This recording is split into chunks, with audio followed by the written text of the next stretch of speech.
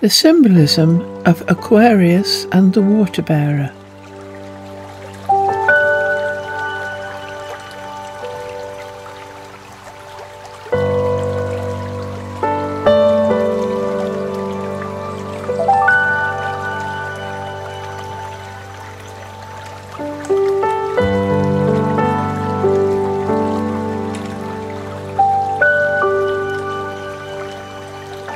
Aquarius is the 11th astrological sign in the Zodiac, originating from the constellation Aquarius.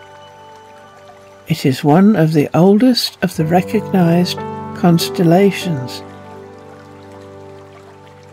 Being one of the 48 constellations listed by the 2nd century astronomer Ptolemy, and it remains one of the 88 modern constellations. Under the tropical zodiac, the Sun is in the Aquarius sign between about January the 21st and about February the 20th. While under the sidereal zodiac, the Sun is in Aquarius from approximately February the 15th to March the 14th, depending on the leap year. Aquarius is Latin for water carrier or cup carrier, and its old astronomical symbol is a representation of water. But the symbolism has nothing to do with water with a small w, but water with a capital W, where water is spirit, and in this case, spirit input. At one time, a man or woman was the water carrier and poured a stream of water from an open jar which had no obvious source. She may have carried a chalice. Occasionally the water was swallowed by a fish, but not Pisces. But these days the constellation might be represented astrologically simply as a single vase from which a stream pours down. So which depictions are symbolically more accurate? Man, woman, fish, jar or vessel, stream of water.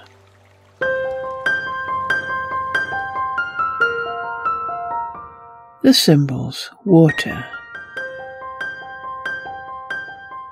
Water pouring down from above as a river or stream is constant in all depictions of this sign. Water here is spirit input, also the Hindu's prana or Taoist ki. It is even recognized in the Amazon basin. Gerardo Reichel-Dolmatov from Amazonian Cosmos. All human beings are connected during their lives by means of an umbilical cord, running invisibly through the rivers and linking the individual to apicondia. The umbilical is like the process of life. The child is born, eats and grows, all by means of the cord. Also, all supernatural influences come through the cord. It is like a canal. Through it come all the powers of living. The cord is represented by the rivers, and through the rivers comes food, the food of the sun. See our video, The Symbolism of Rivers, Streams, and the Holy Grail.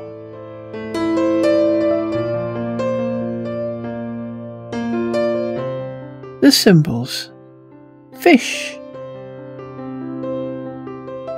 Symbolically, fish represent a type of spirit input, inspiration.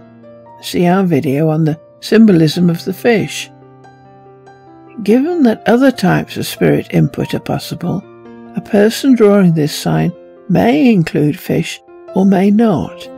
It is a valid symbol, but optional. In Sumer, Aquarius was called the Great One, and was the god of wisdom and water.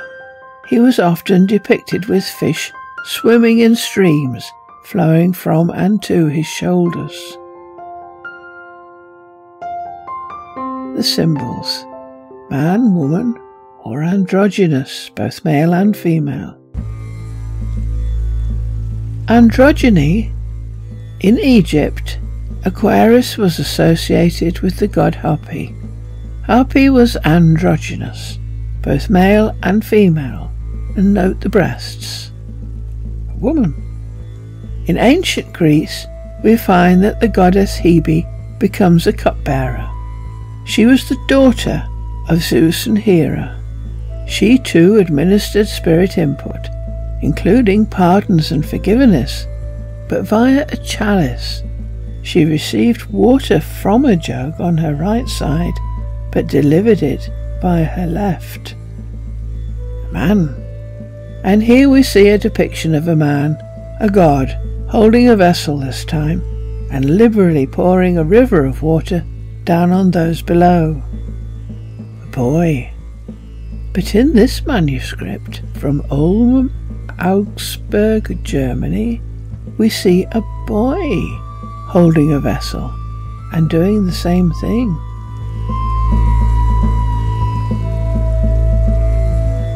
The symbols, vases and vessels. A vase or vessel is the symbol for a human being. Thus, some depictions of this sign show the use of vessels, humans as intermediaries, and some don't. They are usually clay vessels. The Ravidas from the Adi Granth 12 is just a clay puppet, but how it can dance! It looks here, looks there, listens and talks, races off this way and that. It comes on something and it swells with pride. But if fortune fades, it starts to cry. It gets tangled in its lusts, in tastes of mind, word and deed. And then it meets its end and takes some other form. Brother, says Ravidas, the world's a game, a magic show, but I'm in love with the gamester, the magician who makes it go.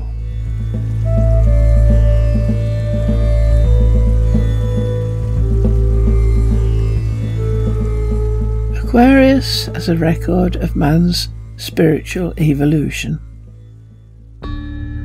So all these symbols do mean something, but why the different depictions of Aquarius? And to answer this question, we need to investigate the evolution of man spiritually. Initially, God was both male and female, and was originally the direct source of spirit input, whether inspiration, wisdom, healing, purification, and so on. See our video, The Concept of God in Mysticism. The Ardhana Rishvara, for example, is a form of the Hindu deity Shiva combined with his consort Parvati, and depicted as half male and half female. And Hopi, the Egyptian river god we have already mentioned, is an androgynous figure with breasts. The split into male and female. As time went by, this being split into male and female personifications, like Zeus and Hera in Greek tradition, or Shiva and Parvati in Hindu tradition. At this point, heavenly gods or goddesses were appointed as cupbearers on behalf of the main god, and this is Hebe. Hebe was the daughter of Zeus and Hera, and one of her roles was to be the cupbearer of the gods. She too administered spirit input, including pardons and forgiveness, and although she held a jug, she also held a cup, which symbolically was the main means of delivery. Ganesh was the son of Shiva and Parvati, and his trunk symbolized a pipe through which spirit input could be sent, and his ears as the method of hearing requests. In effect, the symbolism was quite sophisticated, as it represented both spirit input and spirit output. but a quite fundamental change appears to have taken place when the move was made to use a human being as the vessel. And so a new approach was tried, a single, unifying Messiah, a human being who still acted as though he had divine authority, but did not seek power. And there were a number of them. Jesus, in 380 AD or CE, the Emperor Theodosius issued the Edict of Thessalonica, which made Christianity, specifically Nicene Christianity, the official religion of the Roman Empire. Buddha. Siddhartha Gautama was born in India, but his teaching spread to the Far East. Wikipedia gives the date of his death as around 400 BC. Muhammad was born approximately 570 AD CE. His teaching spread into the Middle East and North Africa. Krishna, and one could argue that Hinduism has a form of Messiah in Krishna. As such, it was a successful idea and has lasted a long time. And this is largely where we are today. Over 2,000 years, according to Wikipedia, Christianity has 2.4 billion followers, Islam has 1.9 billion followers, Hinduism has 1.2 billion followers, and Buddhism has 520 million followers. In this case, we might see Aquarius represented as a male god, controlling a vessel out of which spirit input pours. The male god is the only source of this spirit input. But although the symbols are correct, man, vessel, a stream of water, we have lost all indication of the symbolic feminine. In some cases, we have lost the man, God, and rather ironically, we have lost the fish, inspiration. Apparent result, disconnection, and the water floods everywhere. See our video, Flood.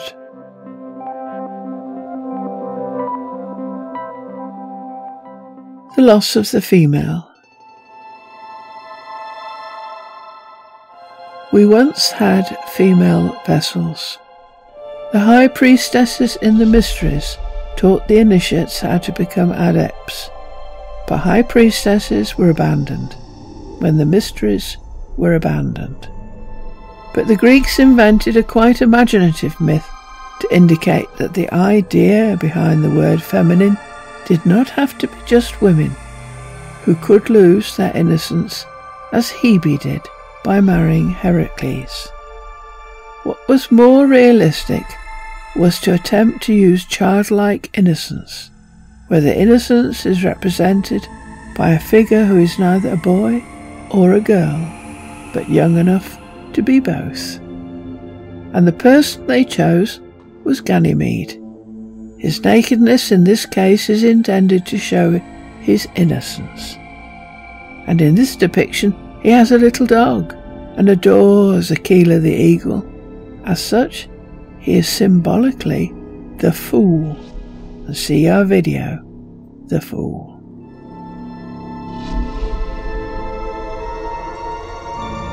The myth of Gannymede. In the myth, Gannymede is a mortal, and the son of Trojan king Tros. In the story, he was looking after his father's sheep, and thus alone, and Zeus took one look at the beautiful boy and decided to abduct him.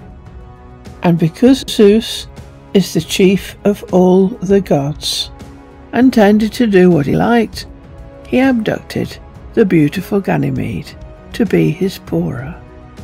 Using his eagle Aquila, a symbol of power and authority, Zeus commanded the eagle to snatch the young boy and whisk him away to Mount Olympus and Zeus. No doubt this story is being condemned in our schools as promoting a terrible case of paedophilia and child abduction, but symbolically it was an attempt to show what sort of vessel was needed. In effect, Gannymede represents our higher spirit, and symbolically the higher spirit became Zeus's cupbearer, bearing a cup for each of us. And this is explored in far more detail in our video of rivers, streams, and the Holy Grail. Finally, if we examine the pictorial representation by Hevelius, it depicts the head of Ganymedes encroaching onto the heads of the two horses, Pegasus and Equileus. In the myth, in order to compensate Ganymedes' father for abducting his son, Zeus gave him 2 immortal steeds. In other words, we receive all spirit input from our own Gannymede, our own higher spirit, the childlike and androgynous bearer of symbolic wine, ecstasy. As long as you listen, she is saying, you can all fly. Henry Wadsworth Longfellow, The Poet's Calendar, February. I am lustration and the sea is mine. I wash the sands and headlands with my tide. My brow is crowned with branches of the pine. Before my chariot wheels the fishes glide. By me all things unclean are purified. By me the souls of men washed white again. E'en the unlovely tombs of those who died, without a dirge I cleanse from every stain.